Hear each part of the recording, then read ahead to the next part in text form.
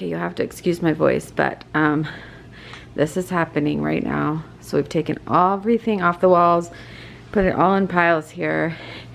I've lined up all my tubs, cleaned most of them out for the most part, and now I'm going to put them, all of the stuff into the tubs. Nobody needs this much stuff, and all of this stuff over here is stuff that I'm going to part ways with because I just don't need it and I didn't use it this year. That is along with some of the other stuff in these tubs I'm going to get rid of. I'm still trying to debate on these. I used them last year in my tree. I did not use them this year, but I still have my tree from last year that I love. So I might just keep them. Hopefully next year I can have room for 2 trees. We'll see. And then I just have so much stuff. So I just thought I would take you along today and show them my little process of how I take Christmas down. It's always a mess before it gets better. So let's do this.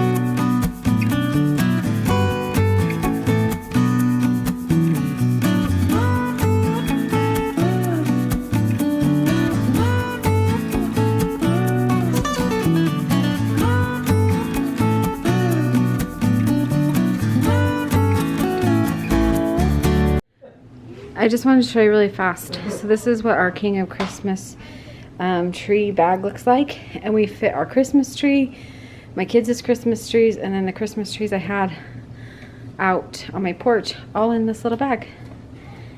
Perfect. Okay, everything is all packaged away. Our boys are moving this all out to our shed. You guys asked me how I store that. All my stuff, I store in tubs. And then out, I don't know if you'll be able to see because it's dark, but we have a little shed out here in our backyard that we store it all in. But now is the cleaning. This is all the stuff that I'm going to donate or try and sell. I don't know if anybody will want to buy it. And then I think I'm going to leave these red pillows on my couch. I still really love them. I'm not ready to put them away yet. And I can use them for Valentine's Day. If I need an excuse, I have one. Just kidding. I don't need an excuse. But anyway, that's where we're at right now. It's been a long day.